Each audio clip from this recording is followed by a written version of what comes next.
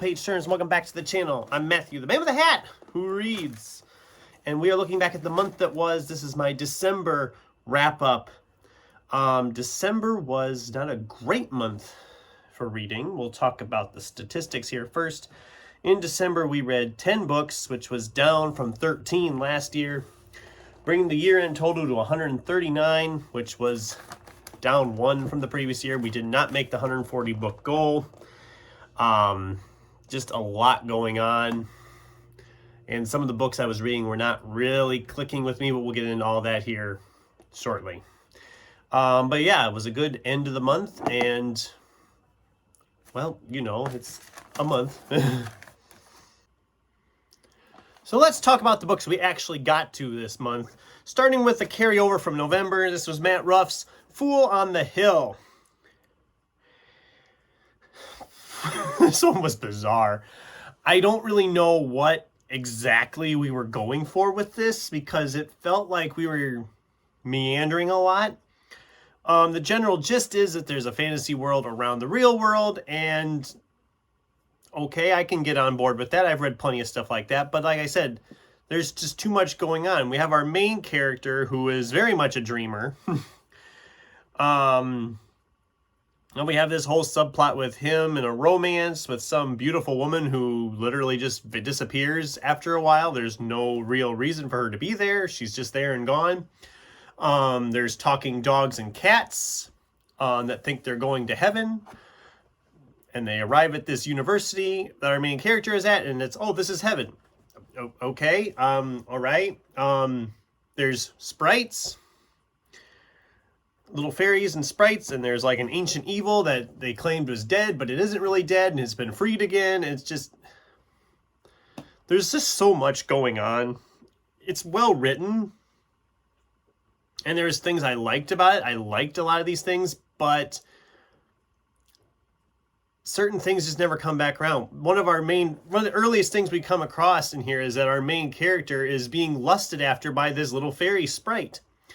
And I'm thinking, okay, so that's going to be the story, is this little fairy is trying to get with the Nordal man who's much bigger than she is. But that never comes around again. We never refer back to her having any interest in this guy at all. It's just gone. It's just like, okay, well, what was the point? And there was a lot of that in this book. It's good enough. I like Matt Ruff's stuff. I've been really kind of a fan. I don't think I'll ever read it again. It was very much all over the place, and not necessarily in a good way. Then I broke the TBR early on and picked up E.E. Knight's Way of the Wolf, book 1 of the Vampire Earth.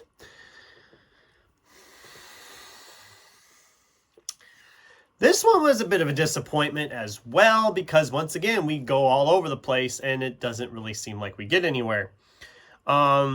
The first chapter opens up and we're just dropped right into him being this warrior and something's going on, but then we just all of a sudden flash back to when he's a kid and go work our way up to when he became a warrior and how he was trained, which is fine, but we never do come back to the stuff that was left hanging in that first chapter.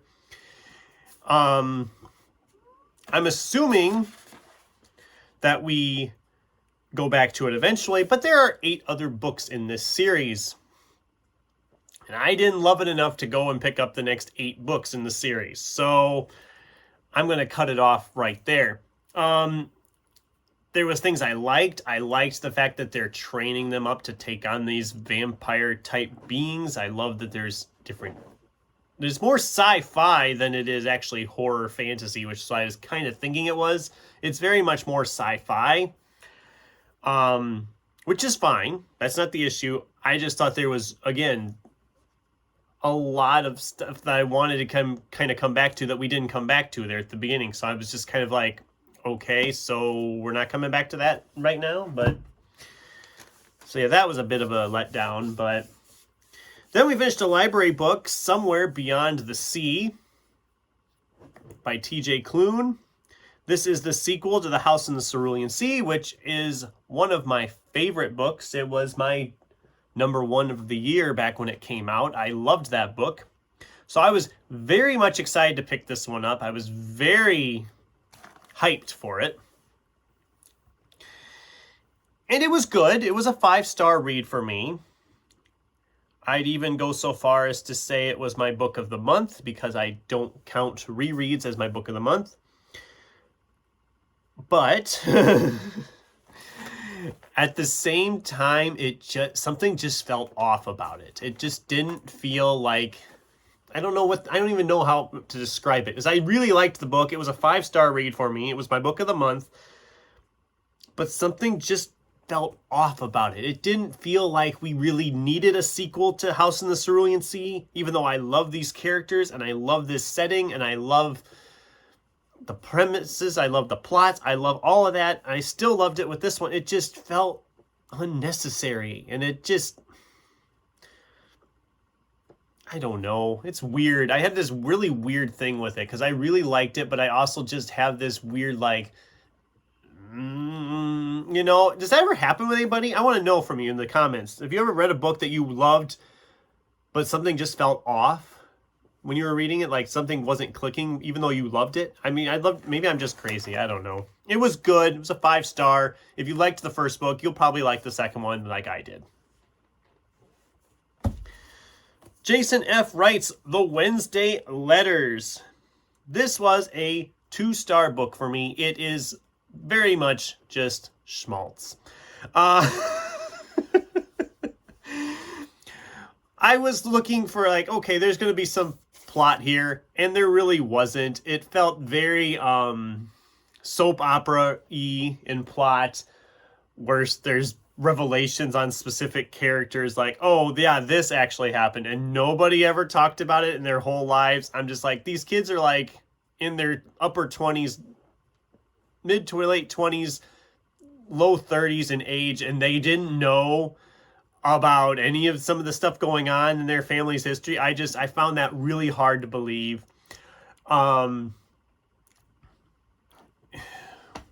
It was a fast read. I mean, the print is pretty sizable. I mean, the chapters are short. It flies by. It's not a long book, and it's not bad. It's just it's very surface level. There's nothing really deep about it. It's very much just schmaltz. And that's fine to an extent, but with something like this, I was kind of hoping for a little bit more plot, and I didn't really get it. Another library book now. This is Eruption from Michael Crichton and James Patterson. I was very worried about this book because in recent years, my track record with James Patterson has not been great. So I was very much worried that this was going to be a stinker, that they took a little bitty premise that Michael Crichton had in a file somewhere and James Pattersonized it, if that makes any sense. Reading this, though, I think Michael Crichton had more than just a plot premise. I think he had literal chapters written. It did feel a little bit like it had been meddled into a James Patterson type thriller. I mean, with the short chapters and the cliffhanger endings on every chapter and stuff. But the science was there. I think this is the closest we're going to get to a Michael Crichton novel at this point, seeing as he's been gone as long as he has. If you're a Michael Crichton fan, I definitely recommend checking it out. It was very much an enjoyable time. A lot of action, the volcanoes, everything. It's pretty good. I thought it was pretty good. 4 stars for that one. Then we had James J. Butcher's Dead Man's Hand. James Butcher is, of course, Jim Butcher's son. So I was also very concerned because I thought, what if his writing talent does not kind of hit that same level for me? This was enjoyable in a fun urban fantasy kind of way. It's nothing you can take too seriously. It has its issues. It has its problems. I did enjoy it enough, though. It was a 4-star read for me. I would read it again. And I am curious to kind of dive into sequels. Our main character is a wuss, to put it nicely. He has some flaws in character, but it is an interesting enough story that you kind of root for him, even though he is a complete wimp. Then we did a reread. This was a reread of Patrick Ness's A Monster Calls. I have read this book before, and I said, I think when I talked about it in the TBR, I said how I watched the movie, and the movie really hit me hard in the feels and the emotions, and the book hadn't done that. Well, having reread the book now, it hit me this time. And I'm going to talk more about that after I rewatch the movie and do my adaptation discussion, which will be sometime in January. But essentially the plot is this monster has showed up at Connor's window and is going to tell him stories, 3 stories, and then Connor has to tell his truth to the monster. And I'm not going to go into any more than that right now. We'll save it for the adaptation discussion video, but this thing was still a 5-star read, probably higher than in estimation than originally when I read it. It would have been my book of the month if it was a first-time read, but as a reread, I don't count that for that. So, Scott Carson's The Chill. This was a supernatural thriller, which I was thinking it was more of like a creepy horror novel, and it has some creepy elements, but it's not really a horror novel. It's much more of a thriller. About this city that was pretty much sunk under the reservoir years and years ago, and the ghosts from there have been working on trying to break the dam all this time to flood down the rivers and the aqueducts to New York City. It's too long for one thing. It's like over 400 pages, and it doesn't need to be that long. Yeah, it's almost 440 pages. It doesn't need to be that long. It was fine. It picked up, especially in the second half. I wished I'd enjoyed it more, but you can't win them all. It was entertaining enough. It was okay. I think I read it the wrong time of year, but I thought with it being winter season and The Chill just felt like the right title to pick up right now. But it was a 3-star for me. Enjoyable, but also kind of forgettable, I think. So then there was The Book of Doors by Gareth Brown, another library book. I really liked this. This was a 4-star read for me. I wanted it to be, I don't know, something about it just, it wasn't clicking with me at first. Once I got into it a ways, I was fine. It's had a slower start for me, I thought. Maybe that's just me. I know a lot of people have loved that book, and I really enjoyed it. I don't know what it was. Something about it was just not clicking with me when it first started. I enjoyed it a lot. I would probably read it again. I don't know. I'm going to definitely check out more from the author if anything else comes from this author, because I did, for the most part, enjoy it. It just something wasn't clicking with me for it. I don't know what it was. I wish I could tell you, but it is definitely an enjoyable title. If you have read it, you know that already. If you haven't, definitely check it out. Listen to other people. Don't listen to me on it, because I don't know. And then the last book we read for the month was an ebook. This was Death of a Christmas Tree Salesman by Patricia Meredith. Kind of a Christmassy story. Murder mystery at Christmas time at the North Pole. A lot of creativity involved. If you're a big Christmas person, if you know like the Christmas songs and the Christmas movies and the Christmas stories and all that, there's a lot of those little Easter eggs spread throughout. And at first I was enjoying that, but it almost got to be too many Easter eggs and it almost felt like that was detrimental to the story. I don't know. It was enjoyable. It was entertaining. It was a 3-star read for me. I don't see myself ever picking it up again.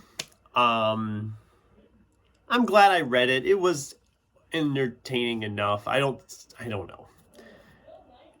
I think if I would have read it before Christmas instead of after Christmas, because that's just how it fell for me. It wasn't until after Christmas I got started on it. I think I would have liked it more. But you know how it is. When you get through Christmas, all of a sudden you're just like, you're done with the Christmas stuff. And I think that's part of what it was there.